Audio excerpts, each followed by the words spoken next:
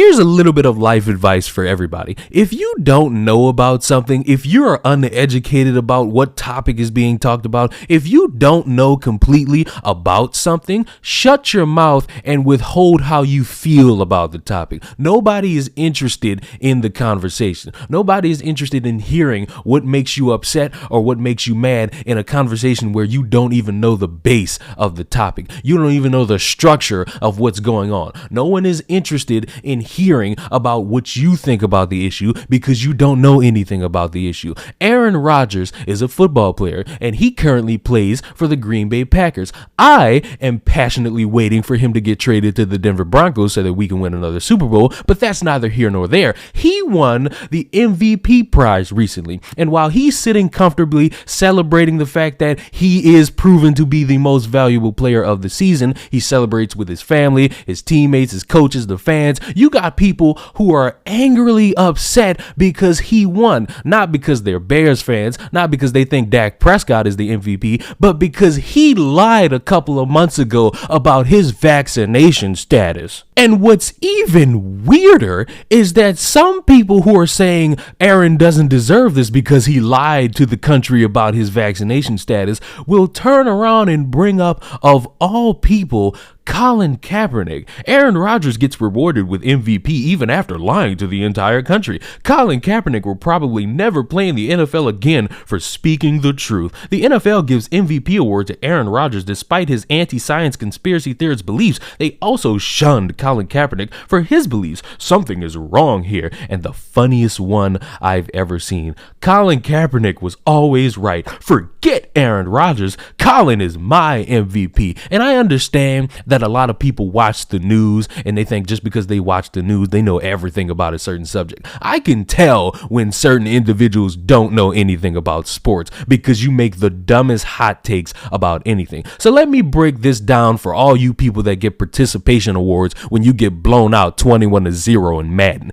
You do not get an award based on your vaccination status. You do not get an award because you do something everybody else does. You get the award because you're better than them. And Aaron Rodgers, throughout the entire season, proved he was the most valuable player out of every single other player that was qualified and the rest of the players that wasn't. He deserved that award. No amount of him being vaccinated or not was going to take away from the fact that this man proved he is the most valuable player. Secondly, I understand people have selective memory, but don't try to tell me that Colin Kaepernick never got another opportunity to play in the NFL because he had a workout scheduled so that team scouts and members could actually see him fling a football and then afterwards consider if he is somebody they need on their team at the quarterback position. But Colin decided to make a public stunt out of it and try to embarrass the NFL by having people show up at one location while he was slinging a football hours away at a high school football field. First, hey, let me start by saying I appreciate y'all coming out. That means a lot to me. Our biggest thing with everything today was making sure we had transparency of what went on. We weren't getting that elsewhere, so we came out here. It's important that y'all are here. Y'all been attacked for the last 3 years. Y'all continue to be attacked. We appreciate what y'all do. We appreciate you being here today. We appreciate the work you do for the people and telling the truth. That's what we want in everything. I've been ready for 3 years. I've been denied for 3 years. We all know why I came out here, showed it today in front of everybody. We have nothing to hide. So we're waiting for the 32 owners, the 32 teams, Roger Goodell, all of them to stop running. Stop running from the truth. Stop running from the people. We're out here. We're ready to play. We're ready to go anywhere. My agent, Jeff Nally, is ready to talk to any team. I'll interview with any team at any time. I've been ready. I'm staying ready. And I'll continue to be ready. And to all the people that came out here today to support, I appreciate y'all. I love y'all. To the people that aren't here, I'm thinking of you. I appreciate you supporting from where you are. We'll continue to give you updates as we hear. We'll be waiting to hear from Roger Goodell, the NFL, the 32 teams. We'll let you know if we hear from them. Ball's in their court. We're ready to go.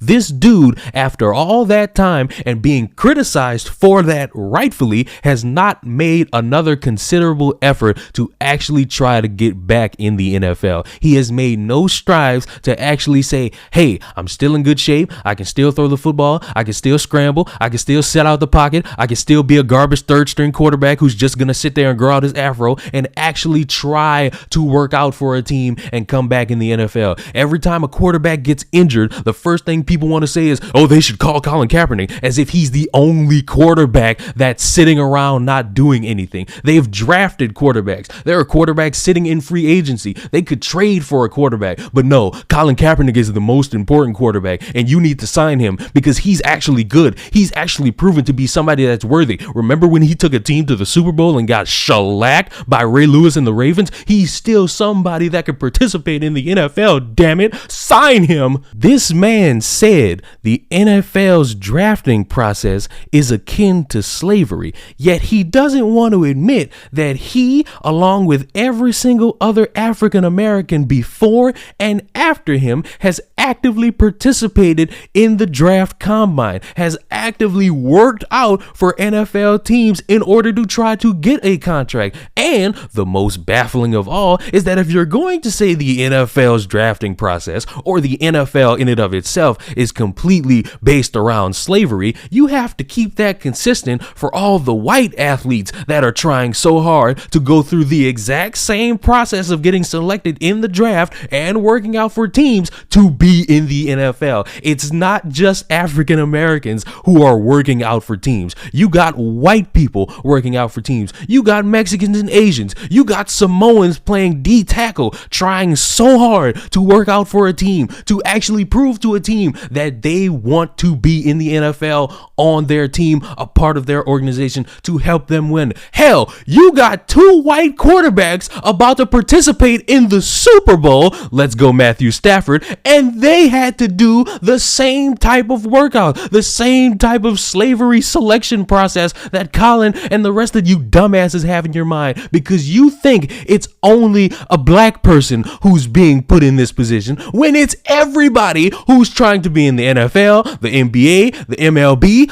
all these sports, with the exception of golf, because golf is fucking garbage. It has been 6 years since this man kneeled during the national anthem, and after all that time and all that I've seen, I could say Colin Kaepernick was absolutely doing a peaceful protest. He didn't walk on the field naked with BLM tattooed on his penis. He didn't walk out and burn down the stadium. He didn't assault a referee. He didn't jump a fan. He didn't try to say, hey, the owners, they need to come down here or I'm going to start strip teasing everybody. He put his knee on the ground and just said, hey, I got an issue I would like for it to be addressed, and I'm going to use this platform that I know millions are watching to say, hey, I got an issue and I would like to talk about it. I have no qualms about him doing that. What I do have issue with is him parading around like he's some pariah that's been blackballed when he's had the opportunity to come back to actually be a part of the NFL, but he decided to make a stunt out of it. And ever since then, he's gone along with this idea that, oh my God, it's all slavery. How dare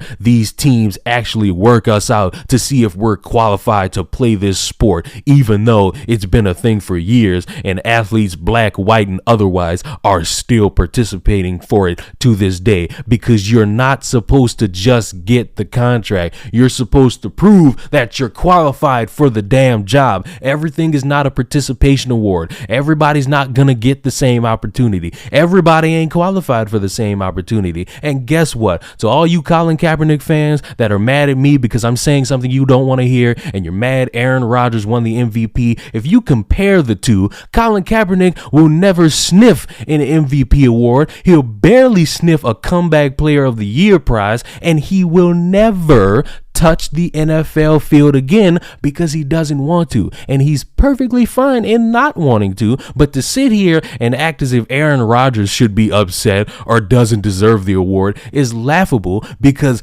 Aaron is on the field proving that he is the most valuable player, while Colin is making shitty books. And what makes it even funny is that Colin was put in the third string spot, which is essentially being benched, before he started kneeling during the national anthem. So you can't even sit here and say he put his knee on the ground, then they benched him. No. He was showing decline at his position, so they replaced him with somebody else, and then he started kneeling. I'm not going to say he was kneeling because he was upset at being third string. I'm going to actually hold benefit of the doubt that he actually had a grievance and he wanted to use his platform to demonstrate that. But isn't it funny that people like to say, oh, he kneeled, then he got benched? No.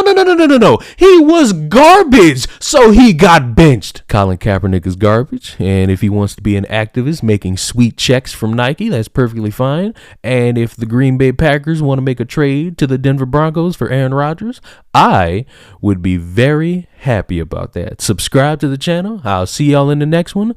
This video is going up after the Super Bowl, and I hope I am $1,000 richer because I bet on Matthew Stafford.